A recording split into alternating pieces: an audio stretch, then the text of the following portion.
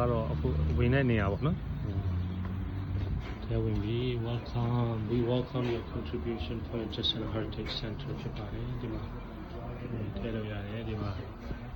ဒီ personage the first house built in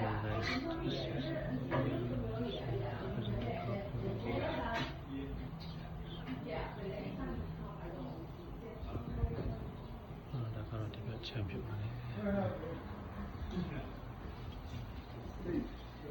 I'll give this to you. Yeah. Nó tôi đi lên là xoay mẹ. Tôi看到他那个礼堂了不喏，但là đi anh ấy但là sao cô anh ấy dùng nó biểu mình thay不喏，咱们đi thay sẽ bị nó bị cô chia xoay lại不喏，lên là xoay不喏，tôi đi mà mỗi ngày不喏，他们是16ခုနဲ့ August 9ရက်နေ့ပေါ့နော်သူရဲ့မွေးနေ့ attainment နဲ့မနေ့က dedication ceremony လုပ်တယ်သူရဲ့239နှစ်ပြည့်မွေးနေ့ပေါ့နော်ဆိုတော့ဒီအိမ်ကတော့239နှစ်ကျော်ပြီလို့လည်းပြောလို့ရတယ်ပေါ့နော်သူတို့ Emily Hall လို့နာမည်ပေးထားရပေါ့နော်ဆရာကြီးရဲ့တတိယဇနီးကိုအမတ်တရားဆွဲပြုပြီးတော့ပေါ့နော်ဆရာကြီးရဲ့တတိယဇနီး Emily ပေါ့နော်သူရဲ့နာမည်နဲ့ Emily Hall ဆိုပြီးတော့နာမည်ဖွဲ့ထားတယ်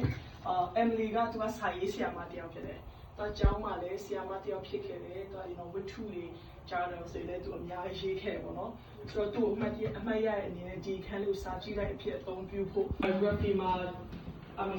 သူရေးထားတာက he was born in northwest corner of the house ဆိုတော့အနောက်မြောက်ဆိုတော့ဒီအခန်းလေးပေါ့နော်သူတို့တက်ချက်ကြည့်လိုက်တော့ဒီအခန်းလေးမှာပဲမွေးဖွားခဲ့တယ်လို့ပြောတယ်ပေါ့နော်ဆိုတော့ဒီထိုင်ကုန်လေးမှာသူနဲ့သူ့ရဲ့မိခင်နဲ့ပေါ့နော်အတူတူည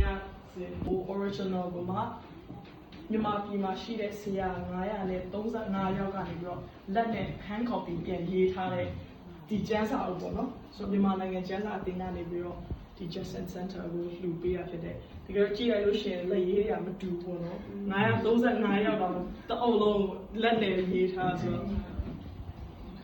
သူအချင်းတော့ယူပြီးရေးထားဒ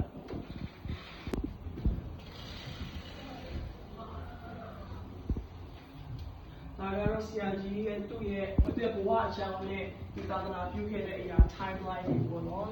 ဒီသားမှတ်သားထားဖြစ်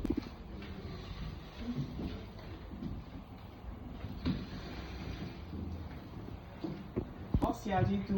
ဒီသာသနာမပြုတ်ခင်ပေါ့နော်သာသနာပြုဖို့ဒီခီးလန်းအတွက်သူဘယ်လောက်ထိဆုတောင်းခဲ့တယ်ပေါ့နော်သူရဲ့ဆုတောင်းခြင်းသူနေရာသူအသုံးပြုခဲ့တဲ့နေရာပေါ့နော် prayer room အဖြစ်ထားရှိတာဖြစ်ပါတယ်အထဲမှာတော့ Latin ဘာသာအနေနဲ့